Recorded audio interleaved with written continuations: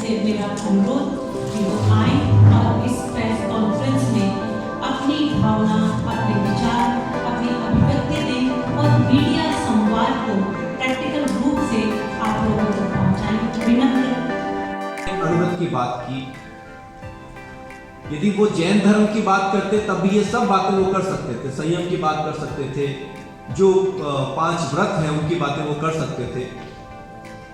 तो तभी ये बात, और वही बात आज भी हमें प्रेरणा देगी यदि हम उस बात की गहराई में जाएंगे।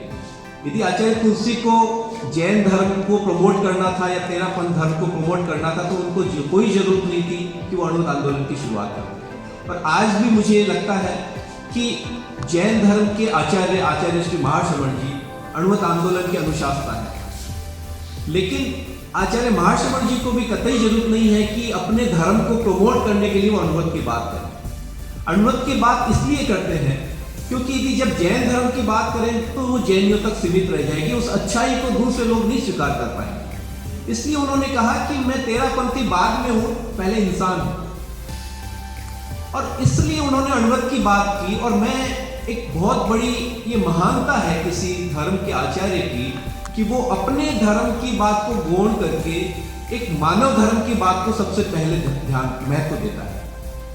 तो आज जो अणुमत की स्थिति है, आज जो अणुमत 7 दशक बाद भी चल रहा है, वो इसलिए चल रहा है कि एक धर्म आचार्य धर्म की सीमाओं से, एक संप्रदाय की सीमाओं से बाहर निकलकर मानव मात्र की बात कर रहे हैं। और इसीलिए पूरी दुनिया में उसकी एक्सेप्टेंस है।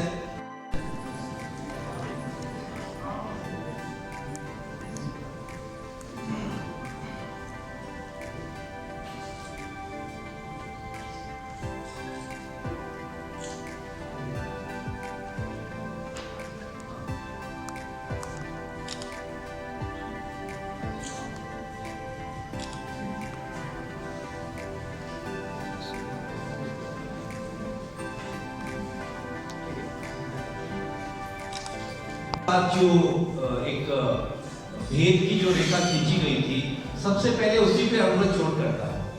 और उसके बाद जहां पर एक संयमी जीवन शैली की बात कही, इस विषय पे वैदिक साहब काफी बोल चुके हैं।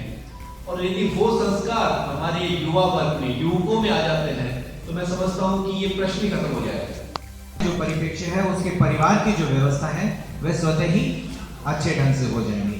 तो अणुमत के ऐसे छोटे छोटे नियमों को अगर हम पालना करते हैं, मैं वैदिक साहब से भी निवेदन करूंगा कि इस संदर्भ में और अपनी बात करते हैं।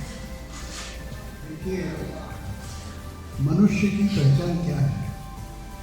दर्शन शास्त्र में कहा है, कर्तुम अकर्तुम अन्यथा कर्तुम समर्था, कि कोई सबसे बड़ा दृष्टिकोण ये है कि मनुष्य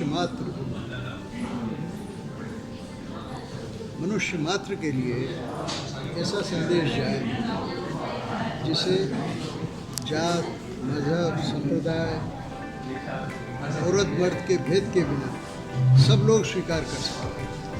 यानी सर्वहितकारी कोई ऐसा सिद्धांत जो विश्वव्यापी हो सके।